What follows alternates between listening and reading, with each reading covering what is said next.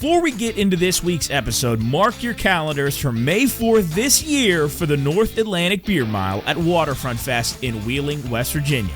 From live DJs, live band performances, retail vendors, a Kentucky Derby watch party, great food, and great fun, this event kicks off the summer's festival season. From 11 a.m. to 11 p.m., Waterfront Fest is an all-day event that includes the first annual North Atlantic Beer Mile, hosted by us, the Pine Room Studios. Take part in this epic race where competitors are tasked to drink a 10-ounce beer before the first and after each subsequent mile for a total of 4 beers and 4 quarter miles. Runners can participate solo and take on the workload for themselves, or with the help of 3 other friends, you can split the workload and work as a team. We highly encourage crazy and wacky outfits, and being that it's Star Wars Day, the Kentucky Derby, and the day before Cinco de Mayo, why not dress up? Go to waterfronthall.com/fest to register, and know that a portion of the proceeds are going to 3 deserving charities in the Ohio Valley: the Road Home Animal Project, Helping Heroes, and Augusta Levy. Get ready for an absolutely epic event, the North Atlantic Beer Mile, May 4th at Waterfront Fest.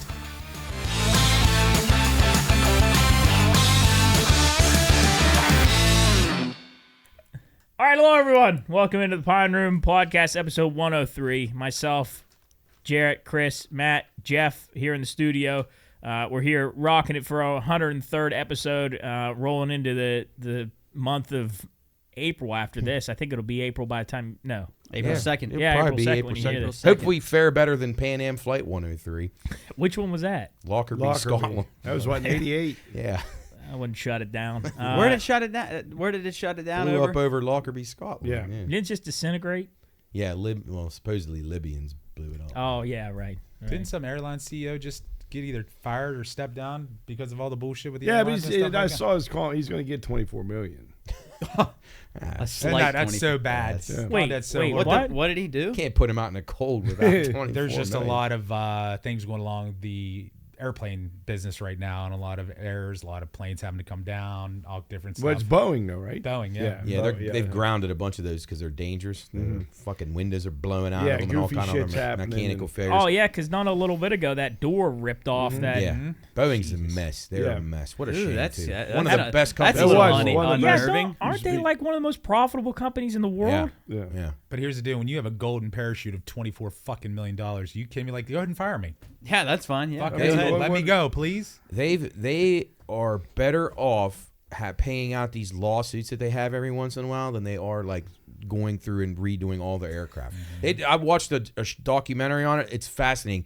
They basically were like, yeah, well, we'll pay. Rolling the dice. Like we need to make the money, so we're gonna roll the dice. And the people who are actually doing the safety checks and stuff, they're like sickened by it. This one guy was like, his health was falling apart. He was like ready to die because all this stress on him because he designed this and he knew it was flawed. And he went to him and he told him this is gonna kill people, and they won't listen to him. And he's living with all this guilt.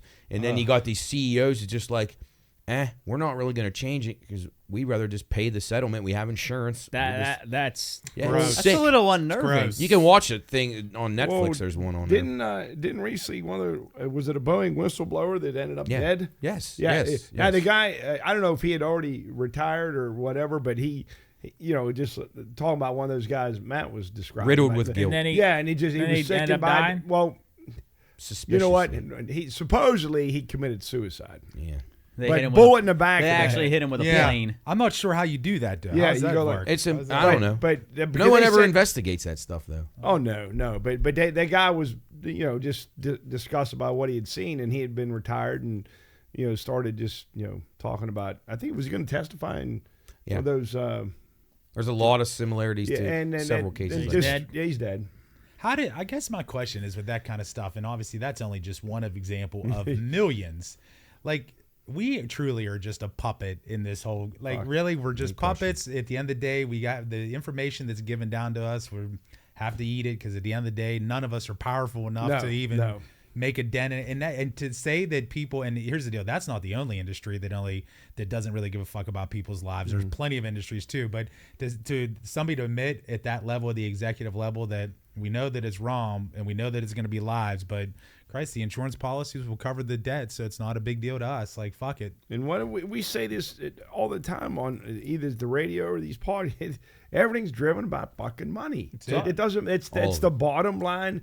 They don't give a fuck about people. It's a big green god. That's it. Mm-hmm. Big green god. That's exactly what it is. Sickening. And there are a bunch of people. There are probably a bunch of people that think exactly like those executives that are all over the place. But we'll never see them, and they'll never probably come. Probably to never be them either. Nope.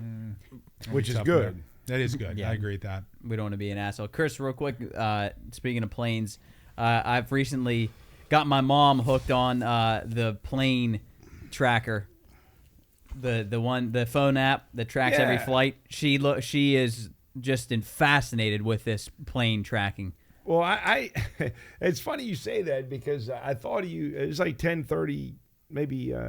Last night I think, and I took Toby out one last time before bed, and I heard a plane going over, and I'm like, if I'd had my phone, I'd have looked that up, and I thought, I just remember always asking you when we were together at the Pine Room or whatever, and you just look and say, yeah, that plane's heading to Rochester or wherever. We get a ton of Atlanta to Pittsburgh. Yeah, we were. And it shows the actual picture of the plane. Yeah, it's fucking awesome. We were driving, and there was like one of those little like dual seat helicopters that fly across like the river every now and then.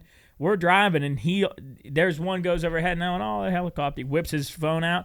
He could see every detail of where you can see the path it takes. Yeah, it's where incredible. it had been in the area. Wild. Yeah, it's pretty fun. Crazy. Why is that flight information is public? Does anybody know that? Why that's a thing? Because I know that Taylor Swift was mad that her flight information was public. Is it actually in real time? Because someone told me it's not exactly in real time, so you couldn't. I'm pretty sure. It I mean, looked like pretty it was accurate. real Let's see time. what we see. You know what I did one time? I swear to God. Because I mean, I was was really rocket launchers worried. up these Like things. the time when Emily and Corey they went to Madrid or Portugal. Yeah. I followed their plane. My Before mom. I Yeah, fell my asleep. mom. I knew the did flight that. number, and I was like, okay, well, they're two young kids, don't fucking know anything. No, I mean, I'm powerless to do Yeah, it, I was but gonna say. like, all right, they're taking off. Okay, well, as long as it didn't go off the radar. I give it just disappeared.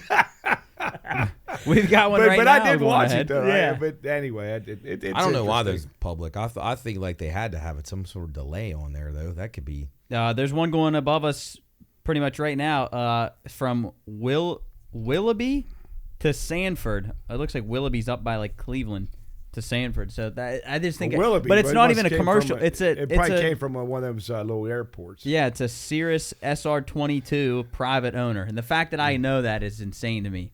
I'm still enamored by like the whole planes, flights, like even like if I'm just chilling in my backyard. I know it sounds crazy. I see, like honestly, I don't know what it is. That whole concept to me is just badass. I love it. Yeah, it's Thousands- super cool, man. Thousands of feet up there, 60 people in a metal tube just flying at 600 miles per hour. And they never look like they're going that fast. No. Yep. But if you were hanging onto the wing, you Yeah, that'd feel like going a million. I prefer not to have that experience. Well, I prefer not to.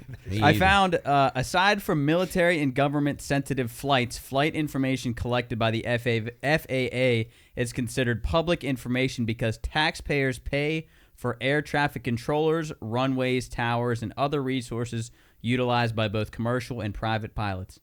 Chris, how many miles do you think you've driven in your life? There's your fun fact of the day. If you could ballpark it, because you drive a lot. If I just said 50,000 a year, and that might be a little bit on the high. We'll say 30,000 and do times it by 22 years. Whatever. So Now I remember a guy that I used to work with. He doesn't do sales anymore, but he did it for a long time, and he said he did the mileage and said he thinks he had driven enough in his job to go around the world twice. Oh wow! Which I don't know how many insane. miles that would I would be. That's guess crazy. You've done Crazy. that. Wow. I bet you've done at least one Yeah. lap around. So insane. 50,000. Do you say 24? Like 30 times 22. Yeah, 30,000. Yeah, times 22 years. 30,000 times 22 years. That's 660,000 miles. That's That crazy. I think you drive more than that, because my truck on it right now has 410,000 miles on it, and that's like all runner trucks for the dog kennels and stuff like that. I feel like you've definitely hit higher than that. Well, I could. I don't know. Maybe in the early years. He's but- had some higher How did years you and come some up low with years. how many miles? It was 660,000. Isn't it? I'd say that's pretty. I think the world's not that big in circumference, right? I don't even know. I don't think it's even close. I think he's driven it like 3 you've driven times. it. No, wait, I got it. What is it's it? way more than. Hold on. What, like? So here's a question while they're figuring it up, Chris. So since you have to drive for your job, do you fucking hate drive personal trips? Nope. Doesn't bother you? Chris, you worked yesterday, went to the mall last night. You've driven around the earth 27 times. What mall? Our mall? Oh, it was so dead. I don't even want to call it our mall. I don't even know. You mean I went around Ohio Valley Mall? People our still go to that? store, so our mall. Experience it all at Ohio Valley Mall. Well, I when we were on It's that impressive, call. Jared. Wait, It's impressive. And we sounded I good, know. too. We sounded I know. fucking good. when was our call? Last night? Yeah, Monday. Yeah, and I was just thinking, well, I want to get a new sport coat for this beer mile. I want to dress like we're going to the Derby? yeah. I love Lady? it. I love it. And I there's some I was and I wasn't Where'd you even looking. go? Well, I found I don't want to spend a lot of fucking money on a jacket. I was over at Boss Calls, but then I was just the mall was so crowded. I had to walk through all these people. I just walked up and down, and I ended up at the Shoe Connection, and they got some nice loafers, Nice. some eye-catching loafers. I didn't buy anything yet, but that's why I went over there. But there might have been fucking 15 people in there. I mean, there's this fucking in the middle of the mall. There's like a little station there for, take your little kid over there to get Yeah, right, but outside of Fabia's. Easter Bunny. Fuck, Was he there? Yeah. No one was around. But he was just there was another worker there, and so the Easter Bunny's talking in his real voice because nobody was around. You know what's sad about that? Is they take reservations now? Because my niece just took my great niece this past weekend. Now, granted, they're up into Pittsburgh, so that may be a little bit different. But you have to set up reservations to go get pictures with the Easter Bunny Really? now. Really? And once they're sold out, you're sold out. Now, the cool part about it is obviously you don't have to wait. And you know what time you're going to be there, and then you don't have to deal with other people's fucking screaming kids. That's the cool part. But I just can't believe they're taking reservations to go. Yeah. you- There the must Easter- not have been any last night. The Easter Bunny's so fucking dumb. I hate the Easter Bunny. Why? He's a dick. He doesn't do anything. He doesn't do Yeah, he anything. does. What does he do? Lay eggs? At least Santa brings you Yeah, stuff. Santa think he brings can you lay shit. He eggs. brings you your Easter basket. I thought Yeah, he was a mammal. But an Easter basket's it's just candy and garbage shit that makes your teeth rot out. Like, at least Santa will bring you like a football. Like Easter Bunny's just a dick. Just I what hate you the wanted Easter was a Bunny. football. Nobody I has was gonna ever say the guy said. loves sports. Nobody in the world has ever said that the Easter Bunny's a dick. He is. I bet He's a someone dick. said that. yeah, The but Easter I Bunny's probably a have. dick. Yeah, Chris probably has. He's like an actual bunny's okay, but the one that like the mascot bunny, I hate him. I can't stand him. I don't like him. Where'd at that all. come from anyway? The Easter Bunny? I don't know, because it is kind of the day. It's a day that we're supposed to, It's about remember Jesus. for Jesus. But That's no different than Santa, though. Really. yeah, at I the end of guess the day, that's man. true. Yeah, yeah. So, Chris, you found a sport coat? Nah, there was one a nice color at Boss Calls, but it was like $119. Damn. What's those things that you can get? It's like it's under your coat. It looks like a floral thing. Dickie. No, not a Cousin Eddie. I was hoping Cousin you weren't Eddie. asking. no, for that. not a dickie. I love. That's I what would you wear should a rock. dickie. That's I would what- wear. You should just wear a Dickie no shirt, Yeah. like Curry. Keeps the arms. Wait, free. what's it? Why do I not know what A dickie? It's a turtleneck that has no just like sleeves. it looks like a it's just a bib. collar. It's Yeah, like it's a a collar. Yeah. It's so you can put a dress shirt on and look so like you have a fucking collar on. stupid. Yeah. How But anybody ever no, came what's up with that? it's like you wear it like really fancy people wear it, and they're like it's in between your suit jacket, and it looks like a flowery thing. Not an ascot. No. Yeah, I think that's it. Didn't Mr. Furley used to wear them? Remember Yeah. him? Wait, from Or are Early- you talking what- about a what- cummerbund? what Like, Lloyd- the cummerbund's no, down but low. not the cummerbund, but the one that's attached. It looks like a vest. I can't What remember. Lloyd and Harry wore? Let me see. Didn't Lloyd and Harry wear those in Dumb and Dumber? Does it look like a scarf? Is that what you're kind of No, thinking? it's like a. Yeah, I think it is an ascot. No, That's above yeah, my pay like grade. this thing. It's like a kind of fucked up looking tie, Oh. Yeah. like no, that. that's on an. What? Or is this an ascot? The one the underneath the. Yeah, Yeah, that's what I. Yeah. See, but I'm not thinking about that. I'm thinking about it's like a real puffy. I know what thing. you're talking I about. don't know. Anyway, what do you think you're gonna rock for the beer Jeez, mile? you're going all out for this fucking thing, huh? What I if it's gotta- like 100 degrees outside? It's going to be May. What's the date? May May 4th. 4th. Nah, we'll be fine. You think it'll? I'd What, rather dress like a Star Wars guy. coming like Vader. Or you like could. I mean, like Krennic. I was thinking I was going to come as Bosk or Bib Fortuna. Bosk, you'd have like Biz, or one of those coming in. Mylock things. lizard feet.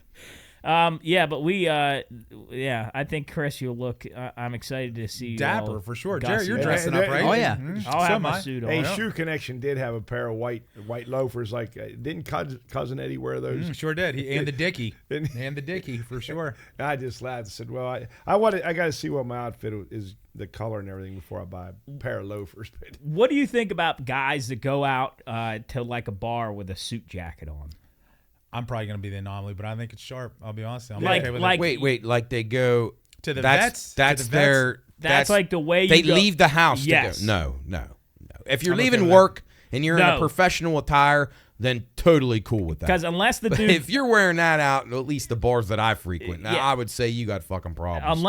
unless he was working late, we were out at it was one of the bars around here, so that I can't remember which one.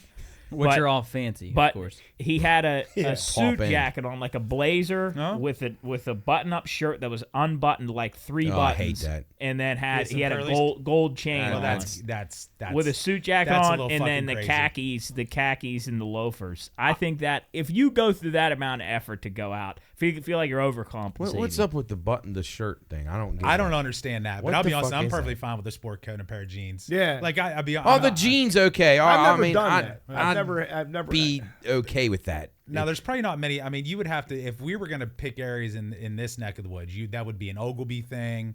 Yeah, that would you could- be, yeah, I agree with that. Capital, like an event. Capital event. Maybe the Ellie and Jax. Yeah. If you're going to go have a Yeah, drink that or was like something. the Dancing with the Stars. You Dancing guys with dressed the pretty Stars. nice, Yeah, right? Yeah, I'll be so honest, like, if somebody's choosing to do that at the Warwood Vets every time they run, Like then if I would agree. if I see a guy at the 19th hole dressed like that, he's a fucking idiot. Yeah, I can understand What that.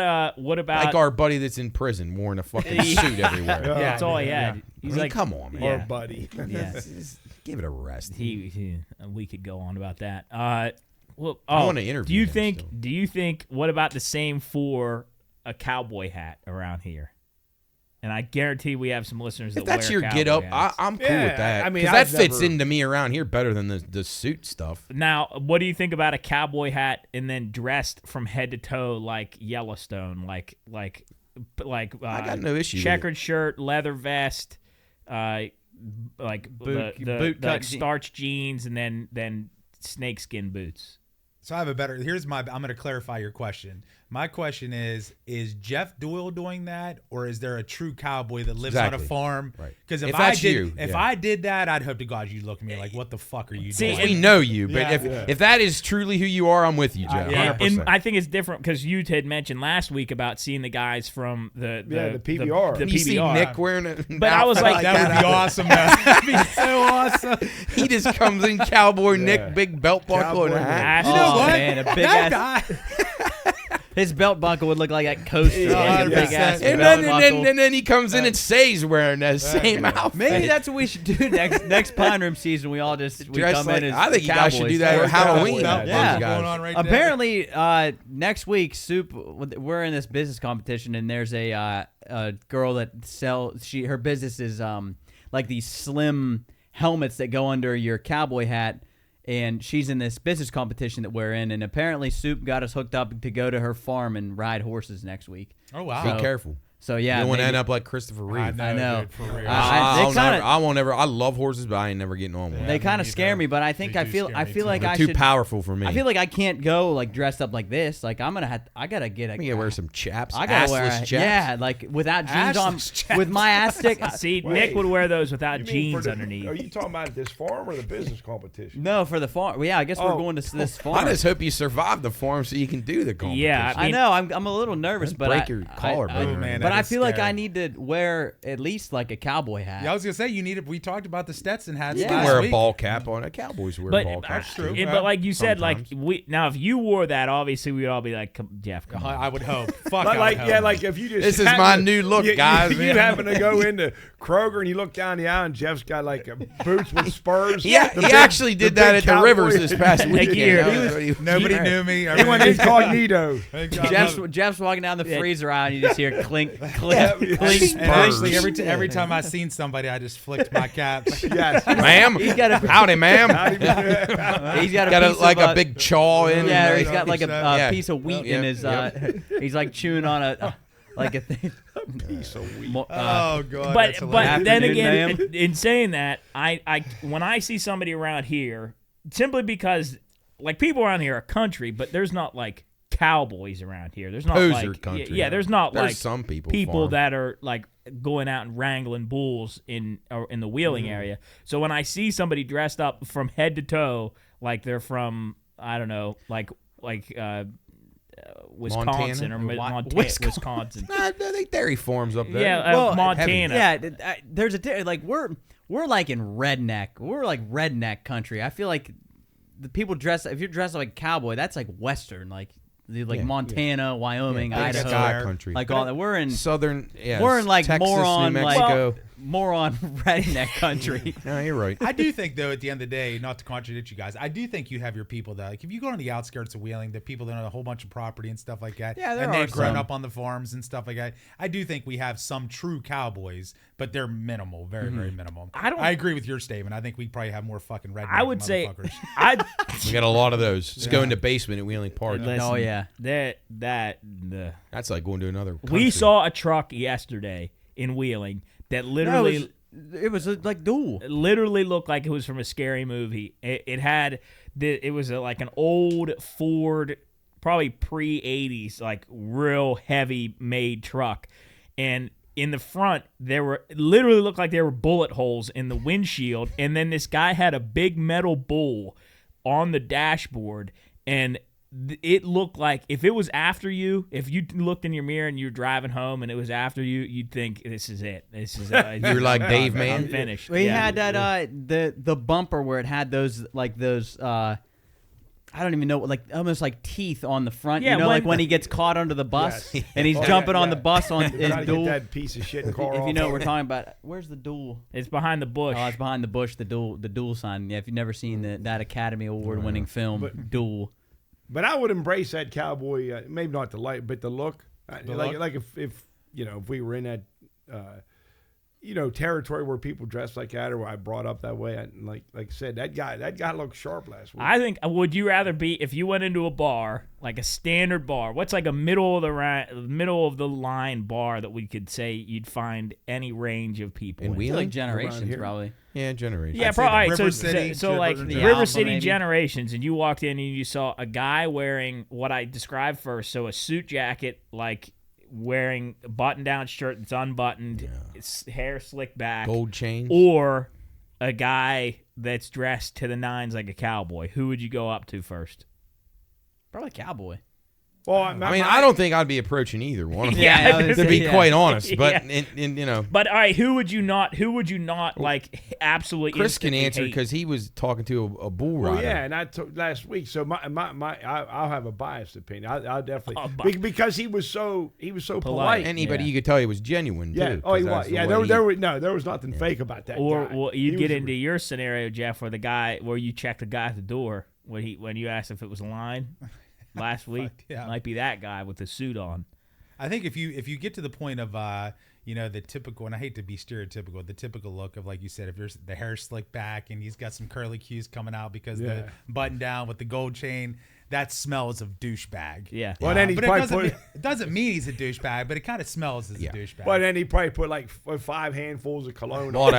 aftershave. Yeah. You can smile with you on the Without a Old doubt. Spice. Fuck that. Does that- I don't want to. I'd stay clear from that guy. Does that bother you when you're in a scenario where you're it's like somebody comes in a room and you instantly the whole room smells like them? Does that bother you? Yeah, I mean, if it's a girl, it's a different story. Yeah, but Yeah. it depends on the fragrance. Well, it If depends Well, on the I- girl too. Well, I guess, yeah. well, I She's guess some I, fucking 300-pound girl. No. it Smells guess- like I she guess- has Has it. 600-pound She wife. had to put that on. I would rather the. Well, And I yeah. don't really care what. Yeah, she could be swimming in pine salt. Yeah, to make a difference. Now, do you guys wear cologne?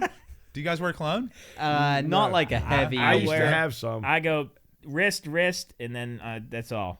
I keep it on my wrists. I agree. If it overtakes a room, but I like cologne. I think obviously it smells I do better. too. But I think I don't have a reason to wear it. But I agree. If you come in and overtake the room, you're a fucking idiot. Well, yeah, I will say some I would Axe rather body spray. To Yeah, help you. I got. I would some rather body spray, that too. than a guy smelling like shit. True. Like, That's a good point. Yeah, but what if they try to mask the That's shit? the well, problem. that's That's even the worse. problem, I yeah. think that's worse. That's a And bad then same with the BO, Oh, man. if That you- BO yeah. with somebody tries to. Oh. No, I think I honestly I think that's worse because You get that up at Wheeling Park Oh too. man, You have no like literally.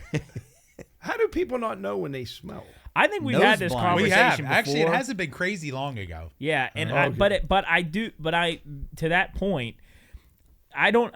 People say nose blindness is a thing, but like if you stink, you stink, See, I think so too. And There's no way you don't know. and unless it's just pure laziness and Well, we talked about it, and actually not to beat a dead horse, but we talked about like if you go out and you work hard in the yard for 6 or 7 hours and you have that, there's no fucking way that you don't know you stink. yeah. Right. There's no way. But but the cool, like we talked about before, you earned that Yeah. smell. Now you're gonna go take a shower. Right, Jeff, right. even if somehow that day you worked 7 hours in your yard and for whatever reason when you were done, you lost your sense of smell, you pretty much assume you smell. Yeah, Well, yeah, and you're gonna go get a shower, right? You're gonna go get a shower. Yes. Because there's context clues. Like if you haven't showered for a week, there's Yeah. a chance. Even like you said, if you can't smell yourself, you smell like dog shit. Like, Right. Right. Or Jeff looked and he was digging shit and he's got dirt under his nails. Nuts are Like stuck to your yeah, leg. yeah, I mean, it's right. like There's you know, indicators, it's you're right. like all right, I gotta. I'm a man. I need to go I- in front of a fire hose, Yeah, like yeah, when like I'm Rambo. going into prison. Ticky Yeah. tack Right. sack. God damn it, peeling this shit off. well, Right, I so looked as up- long as you didn't smell, then your sheriff could say, "Well, honey, remember we got to go to dinner at 7. Or you're Ah, just going to perfect. change." Let your me throw clothes." on another Yeah. shirt. I'm good to go. I don't Makes sense, smell. Right, I'm good. Let's dirt go. all over himself, Oh. like his brows just beaten down. So gross. I instantly, as soon as I have something, if my fingernails, like if I had been doing something with like dirt or something, as soon as I see it in my nails, How much outdoor labor do you do these Not days? much. I Not thought that much. was Jarrett's wheelhouse. Not much. But every now and then I dabble. Like today, I had to get a ladder out. Wow. When I think outdoor work, I usually Wow. think Hey, a we ladder. had to over get a there for ladder the out. creek. What do you have to cutting clean the down. gutters? Yeah. Yeah. Was it raining? Oh, it's pouring. I mean, when you had to get the gutter out of the. Oh, I was so mad. Oh yeah, Jubb had a good one yesterday. Oh, yeah. He had to get something from up top in the shed, and Well, the shed has like we have like a little loft in the shed, and I thought there was a ladder in there, and he yelled, I had to get a ladder. I said, no, there's one in there, but there wasn't, and instead of going to get one, he just instead hops up on a bar stool that we have in there. They're the fabric They're ones? fabric, and he's up on there, and you can probably know where this is going. He steps up on the thing, and he's looking. Right when he's getting ready to get down, Poof, boom. right through it. right through his foot goes right through the I thought I the tore bar Oh. stool. my shoulder hurts today. I thought I blew my shoulder out because like the lip was here and I fell and all my weight Caught went like yourself, on yeah. my shoulder. Oh. I thought I blew my shoulder out. I'd hurt so bad. Were you pissed? I was so stupid. Like I was number one. I What wasn't were you mad. looking for up there? Butter knife? Yeah. Bar of soap? No, I've had this bag that I had books in that I've been looking for like forever, and I've been looking for that, and I can't. They were in find the it. shed. A bag Well, of I books. thought maybe I put it in there because like sometimes I go outside, like if I have it and I use them to write or something or whatever, and then I might have just put them in there if it was a nice day out because I knew I was going to gotcha. come back, and maybe I didn't come back, but I haven't found them. What kind of books were they? They're a book for I'm gonna be nerdy here, That's all right. all you nerds. I'm nerdy too. So I play Dungeons and Dragons. I don't know if you guys know. Old 70s game, Yeah. 80s game. Everybody thought it was cult classic. But they're books. They're like guidebooks for stuff. And I was looking for them, and I've spent. I mean, it was like at least $200 worth of books in this thing, and I can't find it, and it's fucking That sucks. eating away at me because I can't. I never would have taken them out of the house, and the only place I would have taken them. I checked. Did you ask them- your father about this? Oh yeah, he doesn't. That's know. all. I think he could have mistakenly did something with them. Yeah, because I knew where they were for like the longest time. They were sitting in the living room, and then one day, Well, if they end up in the trash, we know who did that. I remember Your that you dad. guys ran out of candy on Halloween one year, and there was one last kid. I don't know if they got that fight. Here, Yeah. Here's the book. Yeah. Oh There yeah. you go, baby. Yeah. There you go.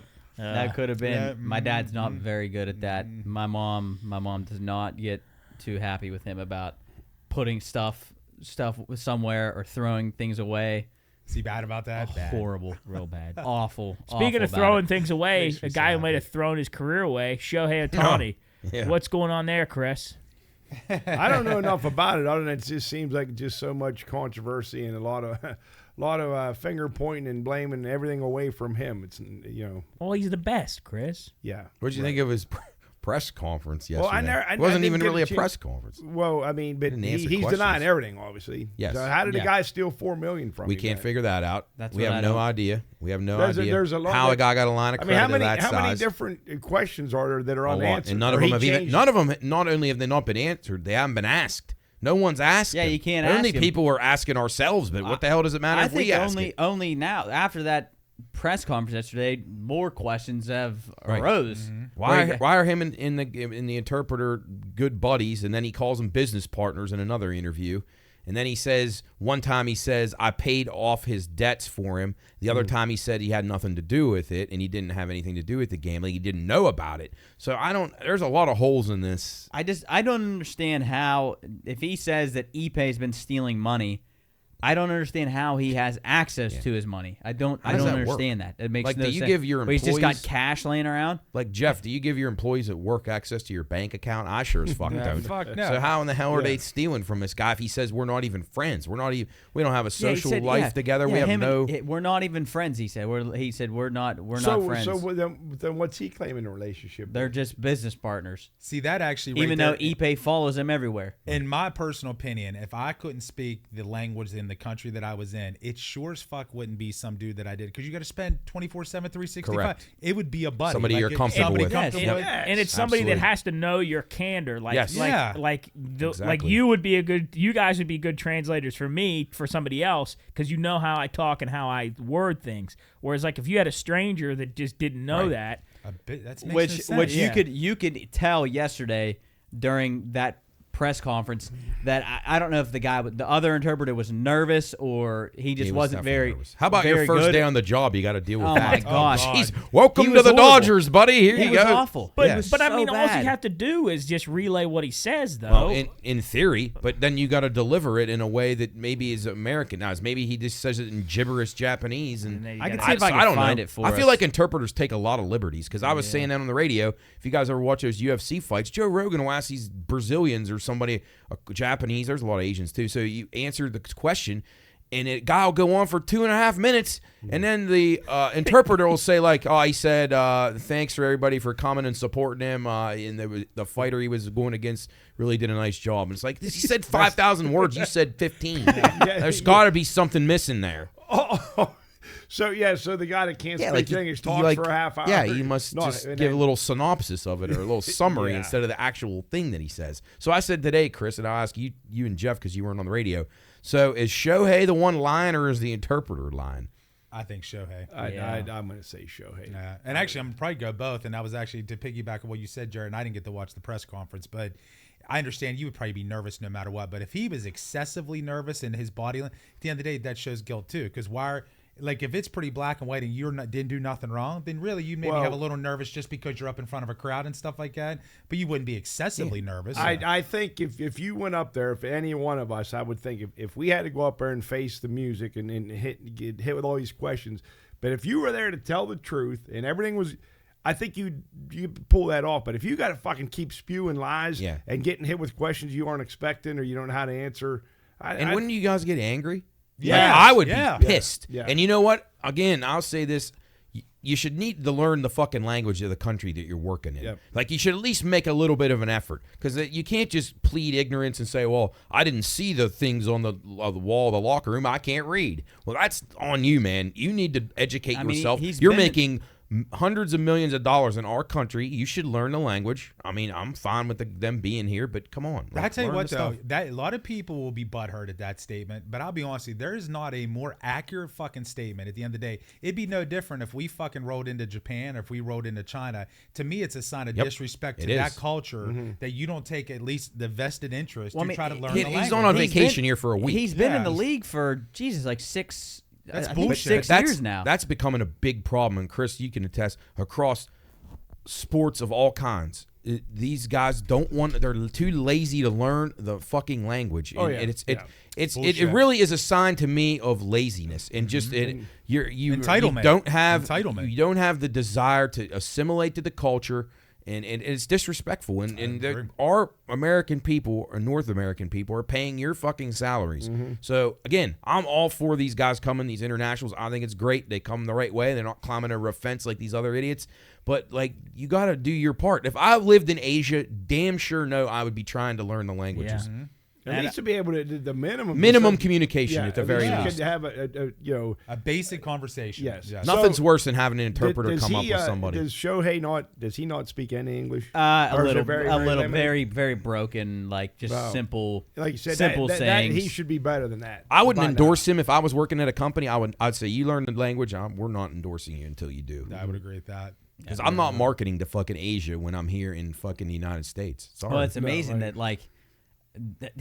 could you imagine the turmoil in Major League Baseball if he, which I think it would be better if he just came out and said, you know what, I was doing it, like that. I apologize. Didn't gamble on baseball. And then if they found that he actually was doing it, Major League Baseball would be the sports world would just burn down because how big of a deal it was when he signed. He hasn't even played a game. Well, he played 2, I guess, in Korea. But I honestly, I would like. Not that I don't. I mean, I don't mind Shohei. I got nothing against him.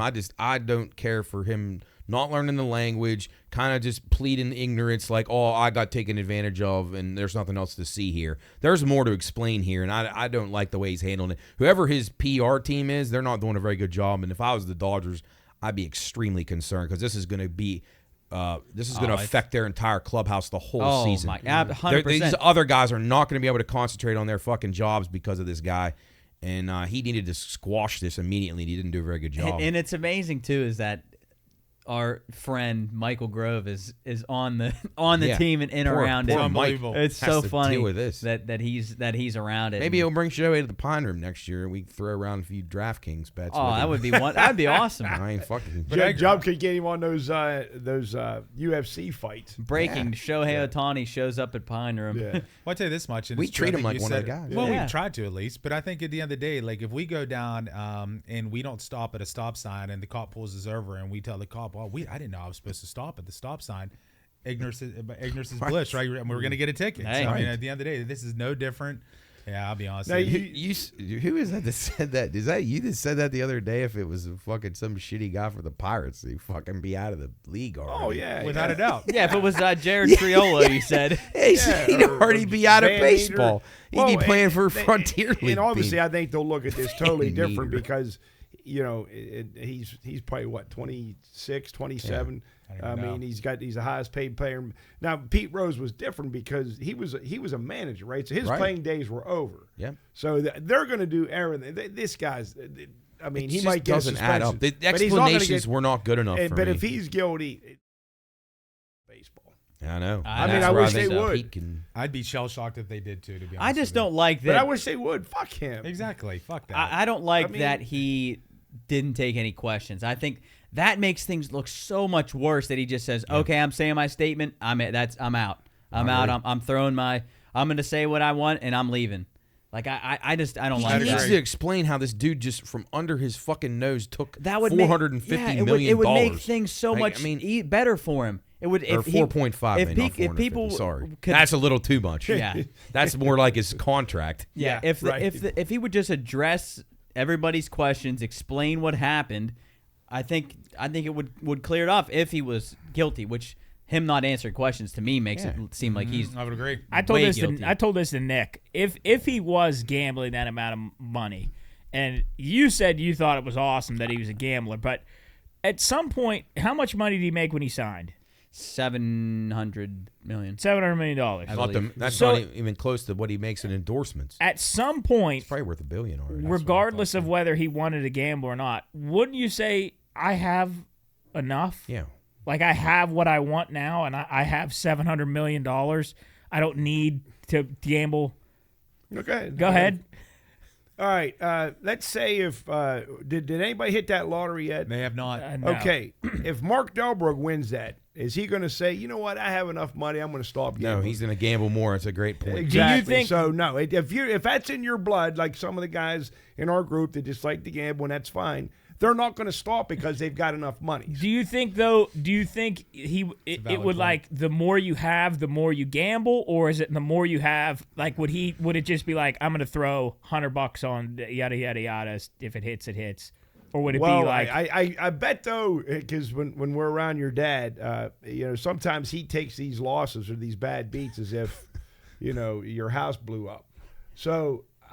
Maybe he won't. Maybe the losses won't be as painful because he would have so much money. Yeah, but I don't know. I still think what, if you're a gambler at heart, I agree. It's only gonna emphasize you being a gambler at heart. But then would you just start betting a ridiculous amount? I think so. Yeah. At the end of the day, Why not? I really do. Yeah. Yeah, because then you have So so funny. much, So much money. that- Obviously, that buffer. I mean, unless you're Yeah. a complete idiot, you would have to be a complete idiot to blow through that money. I mean, that kind well, of I guess contract, it's funny that like. Well, he's got $700 million, but he deferred $680 million of it. So he did a Bobby Bonilla thing. Yeah. So he's which got was a genius. It at the is end of the day. genius. So Yeah. maybe he is hurting a little bit on money. Maybe so, right? He could be. He's like, hey, When I is need that? this. I He's need his this agent money. anyway. I don't know who his agent is. I don't know. It's no, not Bobby. Scott Boras. That dickhead. まあみんな僕の周りもそうですね。みん He's な a に dick. He is a まあ嘘をつい dickhead. ていたっていうのが He thought all these まあ players 結論から he 言うと represents his season was going to get just- millions and millions of dollars. They all got about like a quarter of what they were Yeah, asking. and he done. Dumb. I hate that dickhead. Yep. Yeah, he's a fucking douchebag. And how come Where's that the guy's guy that looks nervous? How come that guy's That not guy. looking up?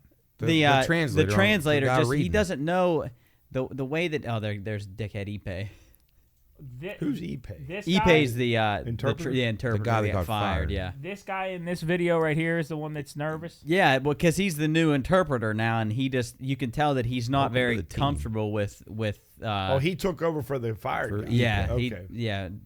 You guys just call him Ippei like Well, it's Yeah, easier than yeah, saying yeah, Ippei, yeah, Kamawaki, Yakachoing. Yeah, it's Ippei. Oh, Ippei Mazuhara. I'm gonna say they kind of look like they're related, and I don't mean that in a Obviously, disrespectful way. I They didn't- kind of look like they could be brothers, cousins, something. never agreed to pay off the debt or make payments to the bookmaker. でまあその後試合後ホテルに戻って一平さんと初めてそこで話をし Fuck て him. He's reading off a piece of paper, Yeah. so I mean, I don't know. I think it's stupid. Here's What my do they- question though: how did he? So his interpreter spoke, and then nobody asked anything, and then he kept on going with. So he has to understand something. Like, did you see that interaction? Yeah, I thought as soon as he did that, I was like, well, he must have this beat it out so that he says it. His Right. translator scripted. replies it, and then as soon as that guy gets done, he goes on to the next point. Yeah. Okay, so that makes sense. Yeah, but I mean, I just think I really more so the fact that he's betting. I couldn't care if he was betting and then that forfeits his integrity for the league. I don't care. He still he mashes balls a million miles or whatever. But I just don't like the from a human standpoint. You have money in a life that is unlike anything 99% of the population will ever see. And you're going to not only risk your career, but forfeit all the kids and people that have looked up to you and have bought merchandise for you and have just praised you on social media. You're going to risk all of that because you just want to gamble on whatever. I just don't think I think it's so wrong, and I think, like Chris said, I don't think he deserves. I think it'd be great if he got booted. I'm I not think it'd going be to miss the unbelievable. guy. So when you say that, do you think that the world has changed so much that, let's be honest, there's so many figures now that don't live up to the expectations, don't live up to that where I'm a role model. Like, do you think everything you just got done saying, do you think that thought process is gone now? Like at the end of the day, you know how they used to, like people used to perceive themselves as role models, so they would hold themselves accountable and be that figure that people would say, oh, you know what, Jub's a really good guy to look up to. I hate to say it, but I do think that percentage is very, very small now and gone. Because there's not too many people nowadays that are in the limelight or make a lot of money that actually are role model citizens that you would want your kid to look up to, and that's kind of sad. I'm glad he brought this up because this is a good example for me to go on my spiel about Caitlin Clark. I I don't watch enough to know a lot about her. I don't know about her in her everyday life, but for me, the reason I get so, I think, upset with her is she is in a very niche position where not a lot of people there's not a lot of people that will look up to her as a role model because, let's face it, women's basketball, especially when you get up into above college level and into college level, is not in general as popular as professional baseball, professional football, college football. It's just not. So she is a shining light for girls that are aspiring to be into that position where they normally don't get to see role models like that in that position. So for her to act like a spoiled brat and flip out on the court and pretend that she's let this fame and stuff get to her head and she's a expletives I don't want to say because I don't know her, but I just think you're taking advantage of people that respect you, and you're taking advantage of the position that you've been given by, the media. I don't know. I think that especially for younger people, I think you're right. I don't know if it's. I just think those days. It's so sad, but I think those days are gone. I don't even know what I'm even trying to allude to, but I don't think people care. I really don't. The other day from a work side of things, like somebody said to me, they used to manage, their management was more in the 90s. And I made the statement, I said, it would be really cool to manage people hands down. And I know this is rainbows and butterflies, but to manage people that are all like-minded. Like, and you don't have to have the same, don't get me wrong, you don't have to have the same opinions, but at the end of the day, that everybody, I guess, is there for the common goal. Everybody maybe makes about the same amount of money. Everybody comes from a good background. It would be really cool to manage that. And she goes, in the 90s, you did kind of have that. You kind of had, you manage good people, come from good backgrounds, this and that. And it went as far as to say, talking about, do people really care about, man, I work for the best place. I work for the best hospital. I work for the best sales group. I don't know if really people even give a fuck about that anymore at the end of the day. It's about a paycheck. Yeah. Go make a paycheck every 2 weeks, get in the daily grind of the hamster wheel. Nobody cares about working. I don't know. In my personal opinion, what do you guys think about that? Different soapbox. We just went completely left to center. I'm sorry. Well, no, my question was going to be to you guys. Who do you think, like all time, has been the best role model athlete besides LeBron? I'm kidding. That was a joke. But who do you think has been the best role model athlete? Derek Jeter. I was going to say Jeter. Fuck him. What did he do? No, he wasn't good enough to be a role model. I'd have to go way back, and I can't even think. Nobody comes to mind these guys, for me. Millionaires, and I Nick Chubb. Yeah, he's one of the classiest guys. I agree. Shit, who in the fuck were we just? I'd have to go way back. Oh no, when Barkley made that comment years ago about I'm not a role model. And I mean, if I was in that position, I wouldn't want to be a role model, but I'd just try to live like an upstanding citizen, not get in trouble. And that doesn't mean I have to go out and sign fucking 5 million autographs. And if they don't like it, tough. But some of these guys that are just, their behavior off the court, even on the court or the football field, it's just ridiculous. So I can't really answer that question. Me either. I'd have to think about it for a long time. My last super role model would be Mr. Rogers. Oh, he was the best. Yeah, he was. I think he's probably the one of him and Bob Ross are like the best people. You can just sit on a rainy Sunday afternoon, put on Bob Ross for half Rogers, Bob Ross, and Steve Irwin. But here's the question: what defines, if I'm going to play devil's advocate, what defines a role model? So you just got done saying, from a standpoint, like, if you don't want to sign autographs, then obviously you're a dick. And then here's the deal: he's not a good role model. Like, I don't even know if anybody could truly conclude to say, okay, this is the true cookie cutter. Like, if I was going to say, like, right now, and I'm not even a big baseball guy, like a Mike Trout. Mike Trout keeps his nose clean. You never hear about him getting in trouble.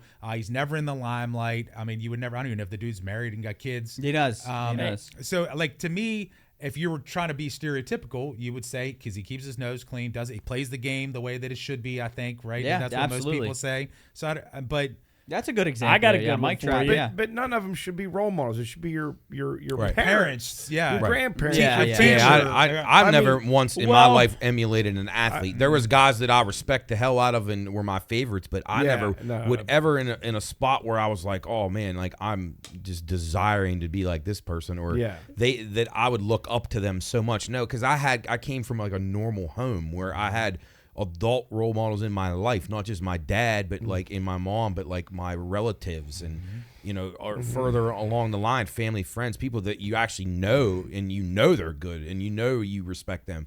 I'm just guessing at these athletes. I don't know if they're good people. I have no fucking clue. I think I take a lot from I like what this person has done. I like how they have managed to get in the position that they are, but I always want to get there and then do what I can do see what I can do. Like I don't necessarily want to be exactly in I'll just say an athlete, not that I look up at athletes in the slightest regard, but say Derek Jeter. Like I never wanted to, or a pitcher, Kershaw. Like I never wanted to be. I wish I was him. I wish I was him. I want to be in his position. I want everybody thinking of me like him. I wanted to be me in that position. Like I wanted to be to get the opportunity that he had. Because I think I don't know. Go ahead. No, go ahead. You go. Well, I was saying I agree with Jeff though. We do have a problem though, whether we like it or not. The way that people, and again, I'm not being critical of people's parenting skills, but it seems like today's parents want their kids to be so successful. They want them to be the next superstars at all costs, and they blind themselves by it. And the kids then emulate these people. So you're kind of like what Chris said. You don't really want to be a role model, but in a way you are, because these parents are pushing their kids to be this good at this sport, and they're telling them how great they are, and they got to do this, this, and this, and then they are emulating and watching these mostly idiots that are athletes nowadays. Not all of them. But there's a lot of cases where, my God, would you want your kid to follow? Like, honestly, even guys like in the NBA, like Steph Curry, a lot of people think he's like this great guy. I don't. Like, I would look a little bit further into him. But, like, kids emulate these people, whether it's the way they behave or just the way they play the game. Like, you have little kids now shooting these half-court three-pointers and pick up basketball YMCA games because Steph Curry does it. So they think it's cool. I think at least at a young age, especially with sports, I realized, and to my own demise, really, that I was never going to be Michael Grove. Like I realized early in like freshman year, senior year of high school, I'm never going to be that. Like that's just never going to happen for me. So I think part of that is realizing, like especially for kids, is realizing what your potential. Like realizing your potential. It's the parents' job to help them. Very That's well great. said. You 100%. don't have to, just because you're not going to be the next Michael Grove or the next Clayton Kershaw, it doesn't mean you can't be somebody that's worthwhile in other positions or aspects of your life. Totally agree with that. So I think when I got into college, I was, my shoulder was hurting me all the time. I wasn't great. I knew I wasn't great. I didn't work at it to be great, but I knew that my ceiling wasn't going to be high. So I started focusing my aspects of life into focusing my energy into different aspects of life that I could be good at, that I could focus and be more successful in. And I think a lot of people don't do that. I think people and their parents don't help them at I all by think telling them that they should be. A lot of those kids, like they'll say, I'm going to be the next. I don't know. I'm the next Manny Machado, and that's it. There's no other outcome. I'm going to keep going until I'm Doesn't matter how hard you work. Look at him. He worked his ass off his entire life for baseball. He loves it, and he still does. But it's like, it doesn't mean he's going to be in the big leagues. Yeah, and I understood that. You got natural born gifts. Some of us just what don't have happens those. then to that person or that kid growing up that's the only focus, and then realize eventually that when the dream's over, then what? Exactly. Then are they just totally devastated because you worked hard, and that's another thing. I mean, when you get these parents or whatever, and a lot of it, yeah, sure, you can work hard. If you just don't have it, you don't have it. Oh, my son works hard. Well, can he shoot? No, not really. Well, can he field a grounder? Well, he struggled a bit. I tell you what, he's the hardest worker on the team. I'm sorry. That can only take you so far. Right. And you can be a hard ass worker, but and that's commendable. And totally commendable. People that are like that, if you could harness that hard working and shove it into something else, but you can go somewhere and be great. Because people who are hard workers at one thing, they were going to find something else they love that they're going to work just as hard at. It's just that's just a natural process of life. You'll figure out things that work better 100%. For you. So when you came at the end of the day, when you realize in life, and actually it's a really good to be in that part of life. Like when you realize that there's always going to be somebody better looking, there's always going to be somebody smarter, there's always going to be somebody more athletic. There's always going to be, that's the reason why there's fucking winners and losers. And that's okay. That's perfectly fine. That's the nature of the beast. But I agree with you. As long as you can harness whatever you're trying to bust your balls in and maybe forecast it in some other way. But I agree. It's a parent problem. It's the fact of the matter. Everybody needs a fucking trophy. So you came to that realization when you were when? Yeah, I was probably getting out of high school. I was like, my ceiling for this is only going to be so high. Like I know, because post one baseball was probably the peak of playing, and I was done with that, going on to college. I knew that my peak was I'm not gonna go D1. I'm not gonna be throwing 98 miles per hour, breaking a curveball that goes 6 feet and buries a guy. It's never gonna happen. And I knew that. And I peaked in like middle school when I was like 6 foot and everybody else was 4 foot. But I realized that, and I was like, well, I'm a creative guy. I love creativity. I like doing creative stuff. And then I was like, this isn't gonna work. I'm not gonna fly high in this category, so I might as well shift directions and try to put this in. And I changed degrees and focused on my degree, and I blew through a degree that I probably would have had to take a couple more years to finish. And I had a successful end of my college career, which I think if I wouldn't have done that and tried to beat like iron baseball to its very last fiber, I would have been. And you'd have been miserable. I would have hated it. I won't lie. You already were. I was so Nick, happy the day you quit baseball because it was like a 5,000 pound weight off of his back. I felt bad because I know you felt bad letting your dad down, but we try to tell you, don't worry, it's not as bad as you think. That day, and Nick Nardoni can agree to this, was the greatest day. Of all your lives. It seriously was like it changed. I don't think we would be doing this right now if he hadn't have quit that day. I'll never forget, and he can't. Me and Nick were sitting on the couch in our house at West Lib, and he comes in and he said, "Well, I did it," and we're all said, "No." We were like, "Thank God, thank God it's over." Because you're like a new man. Me and him were so. I mean, obviously it was kind of a bummer, like like he's not going to play. But like, I mean, we weren't around. Knew it was time. Oh, I knew it was time, Well, and really, me and him were never. It was such a pain in the ass because at the time we still had one car. He was going to practice at one time. I was going to practice at a different time because we're basically two different teams because of pitchers and position players. And it just the team itself was not good. And I'll say this. Fuck it. The program didn't help. Oh, absolutely. The program didn't help. Of course. I understand totally. That was already like, I'm already on the edge, and then having to go into that and start into somewhere where the environment where you really seem like you're wasting your life and time. It's not conducive to productivity and actually bettering myself. Sure. Even if I was like going there, getting a good workout in, being a better physically, like working out, being part of a team that was cohesive and we liked each other and it was good. It just wasn't that. People think the only people that walk away from sports are like people that maybe think they're not going to cut or they're not good enough or whatever. But I've seen people, girls and guys, walk away from sports kind of in their primes. Like these people are all conference type athletes, 100%. all region type, all Americans, and they're like, I just don't feel this anymore. I don't like the way that either the program's going or whatever. I'm focusing on my life after this. Yeah. So it's a I big know a step lot in of everybody's like life that. to do that. I know One a of lot my of things is to, I mean, if you're making scholarship money and you're actually, affording your way through high school, I guess, or through college, then that's one thing. Right. But you also have to look at it. I never understood walk-ons. I never understood that. Like, if you want to walk onto a place and play for no money, number one, you weren't. I mean, unless it's somewhere where you didn't go, and then you're walking on, for people that They maybe not unknowingly have seen don't know Yeah, you, yeah. maybe don't know them. But like, if you're a guy that got cut from your college team or something, it didn't. I mean, I don't even think they do that. Do they cut people from the team? Yeah, I mean, you can't. I mean, Yeah. if But like, if you're not recruited and you can't play, and you can't play, and then you waste 4 years of your life riding the bench, being what are Some you people doing? need that though. Some people need that was what they needed in their life. like I don't know that was why. their I can't identity. answer that. I don't. That wouldn't be and me. we had a bunch but of you guys have like guys that, like that. and it's what they To me, it's what they loved.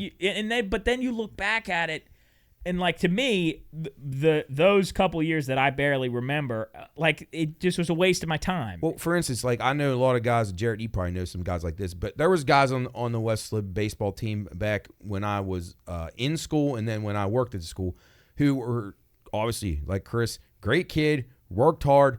But you knew they were never going to get it. But maybe they wanted to coach high school down the road. Yeah. A lot of guys went on Yeah. to that. So sticking around a program and learning the goods and the bads about baseball, you weren't ever going to do that. That wasn't your thing. So it made sense for you. No. But for them finding a home with the program where they could learn the goods and the bads, and they could grow as a potential coach, then I can see that. Well, Jarrett, you stuck it out the whole time. You played, as much eligibility as you had. But, Joe, would it have been different for you if, and you mentioned the program, and I don't know how many kids you had on it, but just say you had 25 kids and you had a good program. You respected the staff, and your workouts and your practices seemed meaningful and productive. Would that have made a difference? And you guys were winning games, the top of the conference, tournament championship. That would that have mattered to you? I think it would have. I mean, it wouldn't have been like. I still don't think I would have had like the best time of my life, but it would at least have kept me active, kept me in a team environment, going on road trips, which like some of the guys that I had made friends with at West Liberty, they're great guys, and I still know them now, and I laugh every time I'm around them. We tell stories and stuff like that. But then there's just like that dark cloud of the whole overarching thing that just ruined it. So I think if that was the case, I think it would have kind of motivated me to just be a healthy person. I probably would have kept throwing and probably would have liked to do it for a couple more years. But even now, there's still sometimes, as shocking as this may sound, that I do wish that I would have a couple innings left in me to go out and throw. But I mean, I think. Shit, you got 4 years of eligibility left. Yeah. I think, right? I actually have one. COVID year. Yeah, I actually have one. I'll go well, out. to me, and kind of like what he just said, and it actually kind of makes me sad talking about it. The most, like, obviously I miss playing the game and I miss competing, but like one of the things like that I miss the most is just being around my friends and going to the CAF after practice and fucking around on road trips and hotels and talking shit on the in the dugout, like the stuff off the field that I miss a ton. But hey, it is what it is. Pro athletes say it all the time when they retire. That's what it's they just meant, a the camaraderie with the camaraderie. guys. Yeah, they just don't being. They hated spring training or training camp in football. It was a grind. But yeah, you miss those being around the guys all the time. Like I miss honestly one of my favorite things that I miss was just going to the CAF after practice and getting fucking ice cream from the CAF. Like that was one of my favorite things to do. And I can't remember, and it was actually, I guarantee the dude got made fun of, but like, what was it, like 2 years ago, somebody got beat in the basketball tournament, and he was up there, and they asked him what he was going to miss. Yep. And he literally got emotional and said, I'm going out to eat with the players. Miss going out to eat. And I'm sure he got fucking ridiculed for it, but honestly. No, it is. It's go. kind of like something that you got to like, like experience to kind of like Jeff, understand it. Did that guy? Because I just saw a quick. It popped back. Did he say anything after that? Because the only thing I saw, they asked him the question, and he pondered why he was getting emotional, and he just said going out to eat. Did it end there? That's the last. Did he? Expound on that at all? Because I don't think I agree with. But you, I Chris. see what he means though. Yeah, I mean, I get that. I don't think I watched. I don't think I've ever seen the whole interview. I think I've probably just seen a clip or whatever the case might be. But I think the only thing I'm going to play devil's advocate to back to what you were talking about, though, too, and whoever said about walk-ons, I do think you have your people that peak late. So the fact of the matter, you're a kid that maybe was really wasn't good the first couple years, then all of a sudden started to get his hair on his nuts, started becoming a man late in life, and then all of a sudden, they became good, but they didn't have no bites because they weren't good enough early enough. I agree with that. Some people don't grow right away either. They don't grow right away. And so I do think that the walk-on situation, I agree. I mean, I'm not sure if that's what But I guess I see both sides to that. Yeah, I guess it's I guess it depends on, Everybody's got a different part I mean, of life chapter. I pondered transferring somewhere and walking on. Did you ever did you ever think to yourself, like, whatever like clique or group that you're in, do you ever just sit back and think about, what if I went another direction? I always think about it. So in a video game, like, sometimes they give you options to go in different quest lines. So like if you take one quest line, the ending of your game is going to be different if you take the other quest line. So you can come out with two end games of the game. Right. I always think about, like, if I wouldn't have been, if I went and played football, like, would my life be different if I had played football? Because I always talk about Nick, like, there's a part of me that wishes I would have played in middle school, like, just because that was the thing to do, and everybody was, everybody in Park, they fucking don't give two shits about anything else other than football, but like that was the happening thing. So like there was always a little fiber of me that wanted to be a part of that. So I always think, what would my life be like right now if that's the way I went? I do think so, because I think you can even relate that, and a great example would be you and Hannah, and I look at it from a stand. So if you didn't go to West Liberty and she didn't go to West Liberty, I know that's maybe not a good example, or even a personal example. The wifey wanted to do law, and her dad pushed her more towards the medical field. If I didn't do my thing, then we would have not have been a thing at the end of the day. Yeah. So I mean, I think the pathways, if you would have chose, It's football, would have crazy been a how little bit shit different. works like that. Without a doubt, right? Well, I mean, imagine if you wouldn't have went to the bar that night. well, Hannah, there you go. I had met Hannah at the bar, and we had talked a little bit over the phone, and she invited me over, so I drove over there, and I was in my truck. It's a great story. And she lived right up from campus, and she had a house, and she was by herself because everybody had left for, I think it was spring break or whatever, or Christmas She break. lived above me, right?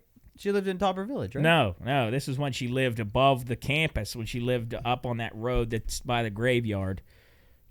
But anyway, she invited me over, and I drove up there, and I pull into the drive, and I instantly put it in reverse and pulled back out of the driveway. And I called Say, and I said, I can't do this. I said, I can't go in this house. I was too nervous. I said, I can't. Really? I can't do it. I called him. I said, Say, I'm gonna leave. I gotta leave. I can't do it. And he goes, Didn't you say you're gonna have a panic attack? I said, Say, I'm gonna pass out in this truck right now because I can't. And I drove around campus like 6 or 7n times. J.R. Oliash is like, what the fuck's this dude doing? Listen, I almost thought I was gonna get pulled over because Take me in, JR, so I don't have to go in there tonight. Got me up. Save me. At least I'll have a good excuse when she asks why I didn't show up. and so I drove where'd you around. go? Well, I'm in jail.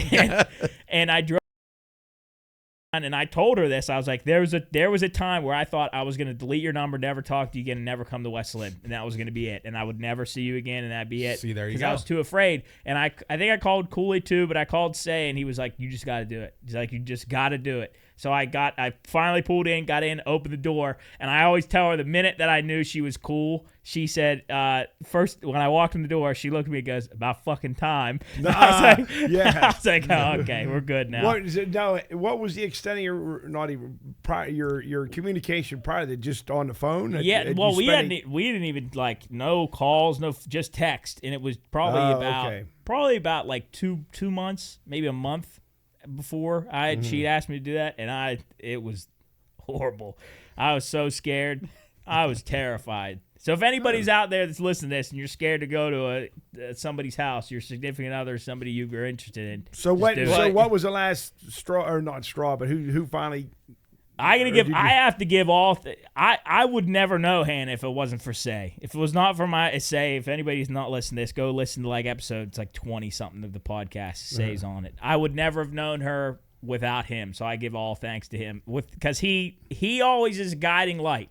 He does some dumb stuff. He's very but good he's at a that. guiding light when it comes to that kind of thing. And He's like a voice of reason. Yeah, he was like bit? he said the worst that can happen is you go in there, it's not great, and then you leave, and that's it. That's it. Nothing bad's gonna happen. And he was like, "You got it." He said, "You will hate yourself for the rest of your life if you don't go in there." which I'm glad that he talked me into. But I do think at the end of the day, I do think like if you would have went down the football path, who knows if you'd have been really good at football, or I'm just saying. What if I bet he would have been really. You'd good. have been like in your He would have been the next But Donald at the end of Penn. the day, that would have brought maybe, and I know you were friends with some of the guys on the football team, obviously Nick and Say those guys, but it could have brought you down a whole different path of life, dude. Yeah. I mean, so yeah, I Maybe definitely you'd think have- small You're things- smarter for going the path you went. I never Yeah. know. You'd have mush brain right now. Yeah, right. Were you, have you guys ever been in like the crossroads, like where you could have gone one way and you went the other? Nah, not really. Like, did you ever? Oh, I Because you did, for played, sure. you played basketball. Did you ever? You didn't play football, did you? No. Did you? Grade school. Did that ever cross your mind? It did in high school. Like I was a complete fuck off. I swear, I don't. funny. I swear to God, You don't say. I was. I mean, I was good in baseball. I was good in football, and I was pretty fucking fast. But just probably the guys that I hung around once we got into high school, we were all basketball oriented. So that's where I guess I focused my attention towards. But I wish I would have played other sports. I really Yeah. do. But you- it was just basketball and just fucking off. Did you have? I swear that was it. That's the truth. I That was like just it, though. I gotta- basketball I and What fucking was- off. I Great. fucked up a little. what was Drinking and just, I mean, not freshman year, but like junior year. And by then it was like, well, Did you get in trouble in school at all? we'll talk about that some other show. Yeah. Yeah. Like real trouble though, or like a No, I didn't slap get on the arrested. wrist, like Well, I don't know. I got suspended one game, but for a game? yeah. For what? Hooch too much. Drinking like an idiot. And actually, I got away with it, but my dad finally had enough of it. So he called Coach Prosser and said he's sitting out next game. So I had to go to John Marshall the next game, whenever that was. And I'm sitting there just like Jeff in like casual clothes, and everybody's asking me, Were what you- happened? What's wrong? You're hurt. Were you all right with getting like reprimanded? Like, did that bother you at all? Well, looking back now, I deserved it. Yeah, I mean, But I mean, like in the moment, did it kind of mess you up? No, I mean, I felt like an idiot. I don't know if I learned my lesson. I never got in trouble again. 'Cause I always, Must have. but My favorite story is when you and my dad and Tim were drinking and driving around that Oh, lady's and that- car or yeah, that lady's Jesus. yard, and my dad pulls up and says, "Hey, Len, let's go get a drink." And what'd he say? You inside, and you yeah, you leave. just told your dad, get the hell out of here. I mean, just driving around.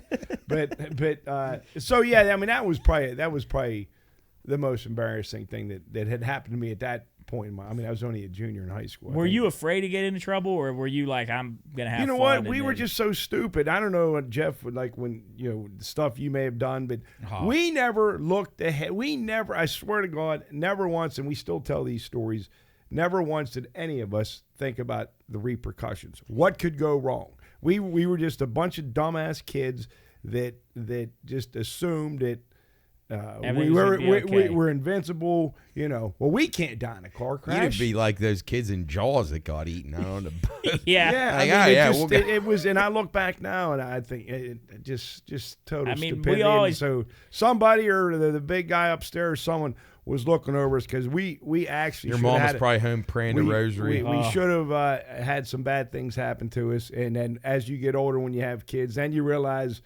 why your mom wanted you to call when you got somewhere, why they sat at home, Yep. and then realizing it. Well, I got two dumbass my sister wasn't. I mean, she was fucking wild too, but she got a pass because she was the youngest and she was a female. Oh yeah, I But know that story yeah, real well. yeah, same thing. But looking back at that, it was like, wow, that just Good lessons learned, though. Oh yeah, but great lessons But at that learned. time, it was so stupid. I knew everything. Mm-hmm. Didn't understand why my mom would be so worked up about her son going out with his buddies, or the first time that maybe I got to use the car after I got my license. No wonder, Jesus, I'd be. I mean, we did that with our kids. Oh. We What probably about still do. What about you guys? I mean, How are you?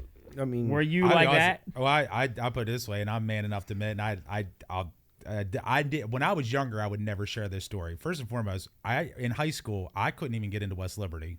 When I graduated high school, my GPA was so low I couldn't even get into fucking Did West you Liberty. just not care? I didn't give a flying fuck. Literally, when I was in grade school, junior high, and this is gonna sound like a fucking blowhard statement. I was a smart kid, and I'll be honest, I got a lot of awards my 8th grade year.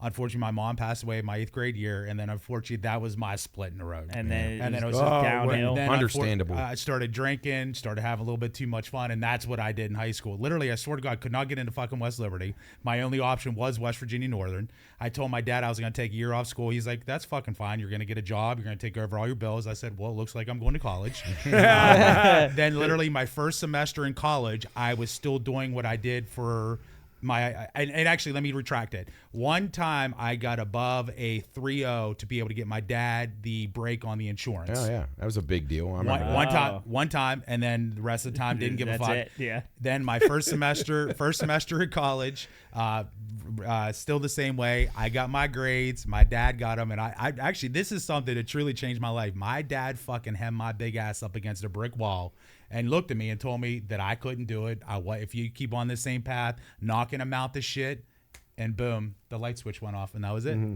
That's awesome. Honestly, it truly is. I know it sounds pretty fucking dumb, but it No, truly but I knew who your dad was, and since I've got to know you, you've told me some story just about him, and I could imagine him being, knowing that you're a smart kid, but you're getting fucking D's and C's and F's and whatever. He gave me a pass because I think what happened too is he gave me a little bit of a pass because he knew that I was going through some shit. Oh yeah. So he didn't manage me as much as he did my brother and sister because I was going through something different in life at that time. But it was hands down the best fucking thing that ever happened to me. 100%. Yep. That's awesome. What about you, Matt? I feel like we don't talk about when your youth. My youth, I would say this to my mom quite often. I don't know how I'm still alive because I don't know how my parents didn't just beat me to death. I deserved it. I was such an idiot as a kid. I took school so unserious. High school, like grade school, middle school, I was a good student. Then when I went to high school, I fucked off for 4 years. But you guys know what it's like at Wheeling Park. Like by the time you got to be a junior or senior, it was like it was like babysitting. Yeah. Like it was all the kids around me didn't give a fuck, so I didn't give a fuck. I mean, I think I still was. It's not that I got bad grades. It's just I did not care. Yeah. And I mean, I played sports until my sophomore year of high school. Then it was just more fun to just go out with people and party and have fun. And then I started to get an interest in being at West Liberty a lot, like when I was still in high school. So I would be there a lot around the athletic teams and things, and I kind of was like, this is kind of like what I'm going to do with my life. So then you started to go that route, and then you get to college, and it's like, geez, like I'm at West Liberty, like I really didn't study for more than 2 hours for the entire time that I was there. And I don't know. So I turned out halfway okay, but I don't know. I don't know how my parents put up with me. I was a total. You got a little bit of a temper. Yeah, well, the temper was one part of it, but just being just disrespectful and not understanding why they did what they did and stuff. And I'm thankful that they did what they did. Yeah, it's probably a good thing Uncle Jim didn't like the throw punches first. No, they don't have tempers, so that was good. Well, my mom probably does a little bit, but I'm lucky in that regard. But yeah, I mean, I have no like ill will towards anything that happened in my childhood and growing up. It was just, you just learn along the way. And like Jeff said, like one point or another, you realize, man, I was a fucking idiot. 100%. Like, what am I thinking doing this stuff? And like, that's just so stupid. I'll say I will be on the opposite side of that. I was like him and I. We were like little goody two shoes. Well, you say you didn't cuss until I didn't. I swear to God, like right hand to God, I did not cuss until I was probably a sophomore in high school. Like I didn't cuss. I thought it was terrible. I thought my parents would be mad at me if I cussed. I thought it was like against the law. I'm still terrified of doing things wrong. Like we went on vacation a couple times. I'm scared to do the jet ski because I don't want to break it. I don't want to break it. I don't want to break the rules. When we're somewhere, I don't want to break the rules. I don't want to be too loud in a hotel room. I don't want to speed. I don't want to get pulled over. I don't want to be a nuisance to people. I wish I was the other way around. I wish I would have just fucked off and done with all my friends, because all my friends drank and they went to parties in high school and they went all and had these crazy stories, and I was so afraid of breaking the rules that I didn't do anything. And I until I was probably my senior year of high school, I had my first drink. And by that time, we were already getting into college, so that was a normal thing. So it was like, it's not that big of a deal now. But I wish I would have done so much more stuff to have all the stories that you guys tell. And Well, you guys couldn't really skip school by the time you got to high school because your dad was there. Yeah, So that kind of fucked your operation up. Yeah. But like we all did that. Yeah. Like it was, and I wouldn't even consider myself to being like an ultra bad kid. No. But it was just like I just did shit that kids did. Like Chris said, you just fucked around. And like some of the times I would be aware, like I can only push it so far. But so I kind of had a limit. But it, you do things and you're looking back. It's like. Some of the things that I did do, I'm glad that I did though, because like you learn and you meet people and you develop a different type of. It's not all about fucking books and sitting in a classroom. Yeah. Your life's just not. Absolutely. Kids like that are sheltered. They live sheltered lives. Like, yeah, I mean, my last year of Park was 4 periods of radio class, Man. and I mean, we didn't do shit, but like I think because of that, I mean, we're here right now, and I mean, I have some great stories from friends, and we ran around the fucking high school and just did what we wanted, and I mean, at least that. I mean, I could have definitely flown a little higher in high school than I did. I think we all could have. I mean, I look back now and I'm like, my God, I wasted. Hey, I consider myself moderately educated, but I really, really squandered a lot of learning opportunities. Because we talk about all the A lot. time. Like Me right too. now, if Lots. somebody was like, "Hey, we're gonna give you like a free year of education in planet science or something like Yeah. that," I'd absolutely jump all over that. Yeah. Matt, I think you're selling yourself a little short on moderately. Jesus. I was gonna say. I don't know. Maybe smart. just I mean, the rest of the no. population. If he would have taken it seriously, he'd have been a fucking Jesus, valedictorian. he's like a Jesus. Einstein. No. Oh, he is. I consider myself just dude. slightly smarter than a regular ape, but I don't know. You can No, you can I mean, fit the it- blocks in the right So hole. just out of curiosity, with him saying what he said, do you agree with his sentiments about we wish you would have been a little bit more? I would say I was a little bit more, not wild, but I did more than him. I would say so, a little bit more, but I mean, I don't really care. I'm So I'm yours- cool. No looking back. Yeah, I So don't yours was really give a basically fuck. just based on the fear factor of it. I was Like, horrified. Yeah, just I mean, to get I any was type of trouble. horrified of getting in trouble with my dad or my mom. Horrified. Yeah. It sounds like your dad was like Well, ruling with an iron fist. But then it pisses me off really, really, really bad when now I'm older and I hear all the shit that he did. Oh, it really yeah. pisses me off. And this is the dad dude who barges in your room after a night of drinking and tackles behaves you. like Yeah. he's the fucking high school chops kid. me on the neck. Yeah, or we're at family functions back in the day, and he's passed. Everybody's still having fun. We're playing games, singing songs. There's Mark passed out drunk. But I a bet was slip in so his hand. afraid. I Yeah, was so afraid of breaking rules that he wouldn't approve of. And then I learned that he He was broke every one. the of them. biggest rule breaker in the history Yeah. of rule Yeah, breakers. I will agree with that. Is that, and I still today I don't fuck with him at all. Like I never want to piss him off or anything. Like, cause you know how he is. He's not that he's an asshole, but he But can he be. you know what? He parented. Oh, That's yeah, exactly what- yeah, And here's the deal. yeah. I think if you nobody knew you guys and they were listening to this story, they were like, "Oh, those fuckers definitely lived a sheltered life." But because your dad was who he was, really, you weren't as rambunctious as you maybe would have liked to have been.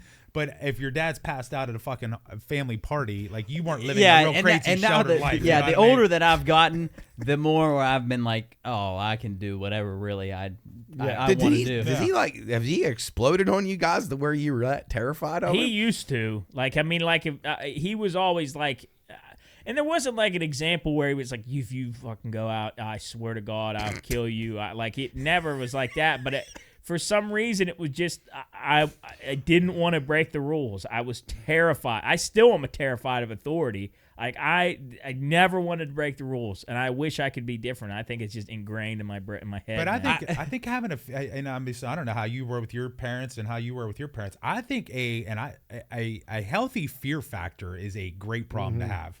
I don't want Luke to be afraid of me, but I want him to have a little bit of it. I mean, he actually fed us probably the best compliment the other day was the fact of the matter, the way that you guys parented me as a kid is what I would do to my kid. And he even said something, because, I mean, not that I'm proud of this, but have I hemmed Luke Doyle up against walls before? Fuck yeah, I have. And he was like, I would do the same thing to my kid, because at the end of the day, there's an end result. That's great. He said that. That's he awesome did, he said and that. it wasn't even probed by us either. Now he's not gonna ever have a kid. You but probably were like, that was super hey. cool though. But at the end of the day, like, you walk away from those moments, and you know, you're Mr. And I'm speaking for myself. You're Mr. Tough Guy in the moment, and then you do it, and you're still in the heat of the moment. And then when you walk away, and then you're out of that heat, and you're like, man, that probably wasn't the fucking best way to handle things. Yeah. But if your 18-year-old kid can look back and tell you now, and you didn't initiate the conversation, he goes, "What you guys did to me is what I would do to my kid." But then your dad did it to you, right? 100%. And then you I would never change your life. Yeah, 100%. I agree. I totally agree, and I would reciprocate the same sentiment that Luke gave to you to my parents. But I would definitely, as me as a parent, I would iterate that it's okay to have fun. Like, it's okay if you want to go, like, you just have to just be careful. Like, be careful, but have fun with your friends, because you're going to look back at all the stuff that you've done and laugh about it and stuff like that, which I don't think, I think it was more, I think it was very, like, it was to be careful. Like, you don't want to overstep your bounds. But Mom's going to hear this and she'd be like, "Oh, I never did that." She's bad. She was pretty bad with it, as in, like, the be careful, like the I understand. I was more afraid of my dad more in coaching was kind of my thing. That would have been tough for you guys, for sure. Sometimes I swear to God, I thought he was going to kill me. Just shit, like, during coaching, like, he was over the top with that. I saw. He used to. There's a few times where he's hit ground balls at me which I guess I look back now, it's maybe a better player, but man, there's sometimes where he used to get so pissed and hit him so hard that I'd be like, I do remember God that. damn. He would get so mad. He'd get really mad at me. He almost killed Tyler Riedel. He almost killed Tyler Riedel. Literally almost killed Tyler Riedel. He would hit the fungos. Yeah, he'd put everything into it, and they would, like, whistle past. Well, and he would do it, like, sometimes we'd be. Some of your fucking guys on your team couldn't have stopped the ball with God. fucking 3 gloves, let alone 1. Maybe now I guess that would, if he would have, like, done that when I was like you know, hitting, and I was a horrible hitter, but maybe if he would have done that, maybe that's why I was a good defender, because he hit him too hard. Well, I think at the end of the day, and you guys have hopefully will all experience this, you know, part of being a parent is being able to punch your kid in the side of the head, but then show them love at the end of the day. And really, it is. It's all about that, right? At the end of the day, the discipline side is a great thing. And at the end of the day, that's back to our original statements. That's the problem with society, not being real with your kid, hyping them up when they don't need to be fucking hyped up, or if they suck, you telling them that they suck. They need to. I mean, it's the driving force. So well, and I think all of us as a group with our parents, we're regardless how we got here, as far as the discipline and the love and everything. Everybody would agree we're good people. We're polite. We're courteous. We're a good group. So something worked along the way. Yeah, I mean, and I think that you know, and I mean. I'm proud of that. Yeah, birds of a feather flock together, and be respectful. Yeah, it's not hard to do, but well, yeah. Speaking of your kids, Emily's birthday today or tomorrow? Tomorrow. Jesus Christ! Happy birthday! Happy early Emily. birthday! 23. Yeah, happy birthday, Emily! Happy early birthday, kid. Counselor Joe John turned 60. Yeah, actually, right. happy belated birthday. Happy belated when birthday. you hear this. So happy birthday, Emily! I think that's a good spot to put a pin in it. You think so? I think Rock we it talked out. about some good stuff. Yeah, we did. We talked about some good stuff. Episode 103, very sentimental episode. So. Yeah, hopefully you look back on your life and you can think of all the dumb things you've done in your life and whatever. Do them again. Yeah, do them again. You got time left. You got lots of life to live. Yeah. So, all right, that's going to do us here for the Pine Room, episode 103. And I don't got much for you. We've had a fun time here. We're going to continue to have a fun time. See if we can make it to episode 200. It's a long way to go. But until then, we'll see you next time in the Pine Room. Peace. Goodbye.